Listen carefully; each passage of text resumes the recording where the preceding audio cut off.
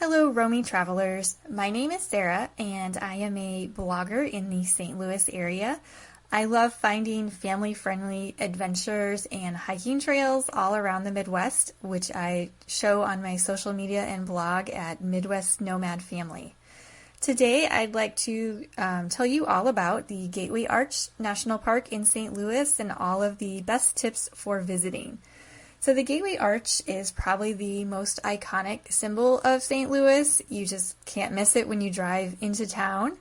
The arch is actually part of the Gateway Arch National Park, and it is the nation's tallest monument at 630 feet tall. A few years ago, when the arch changed from a national monument to a national park, they completely renovated the grounds. They also completely redid the museum that is located underneath the arch. So even if you did visit a few years ago, it's a good time to come back again and see all that has changed. When you arrive at the arch, you can find parking nearby, either downtown on the streets, there are meters, or you can park in one of several parking garages. Access is pretty easy from anywhere in downtown. The grounds of the arch, even though it is a national park, the grounds themselves are actually free to visit. There is no admission if you just want to walk around and see the arch from below. You can get right up close to the arch. You can see how big it is. There are miles of walking trails around the arch. There's beautiful trees. You can get a great view of the river. And a lot of people like to run up and down the steps that lead from the arch down to the river. Another thing that is free at the arch is the museum. The museum is really great. It's interactive, it's kid-friendly, it spans the history of St. Louis. It starts with the early settlers in the area. It goes through native people that lived in the area. And it has 6 different exhibit areas that showcase the history of St. Louis and its role in westward expansion. If you have kids, they can also complete a junior ranger badge and go through different activities in the museum and around the arch grounds. Probably the most popular activity at the arch is taking a visit to ride the tram to the top.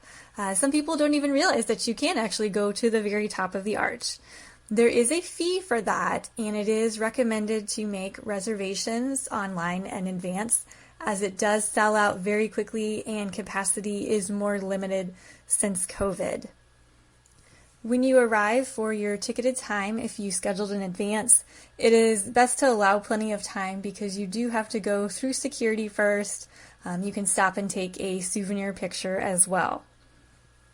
When you get in line to ride the tram to the top of the arch, there's a little movie that plays and gives you some information about the history of the arch. And it takes about 4 minutes to get to the top of the arch. You ride in a little combination of a elevator and Ferris wheel. It's almost like a little carnival ride. You get in a little pod. It can be a little bit tight. With COVID, they only keep one family per each pod. And it's a little fun for kids because it's almost a bit of a like riding into space or some kind of a ride at an amusement park. When you get to the top, there are windows on each side of the arch where you can get a really great view. They say that you can see up to 30 miles away on a clear day.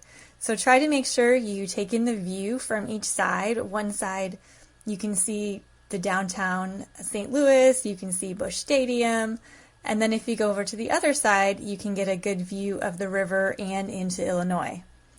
Now with COVID, they do currently have the time that you can spend at the top of the arch limited to about 10 minutes. It's possible that could change, but at this point in time, you only get about 10 minutes at the top. When you're ready to go back down, you get back down into the same type of ride to go back down, and the cars only takes about 3 minutes to get back down to the bottom. Before you leave the arch, you may want to make a stop in the gift shop. That is also where you can find the stamp if you have a National Parks passport book and want to stamp your book. There's also a cafe at the arch if you get hungry and need a snack. If you're looking for some other activities, there is a movie available that you can watch. There is a fee with that as well. It's called The Monument to the Dream, and it talks about the history and planning and the construction of building the arch, which was quite an extensive operation. If you want to explore even further along the riverfront, you can buy combination tickets to include going up in the arch, watching the movie, and you can also take a riverboat cruise. There are several different options. The most common package is a 1-hour cruise that goes up and down the riverfront, and they tell you about the history and various attractions. So that is an overview of some tips and what to do when you visit the Arch grounds, and I hope everybody has a chance to experience the Gateway Arch National Park. If you'd like to learn more about attractions and adventures around St. Louis, you can find more on our blog at midwestnomads.com or online at social media at Midwest Nomad Family. Thank you and happy adventures!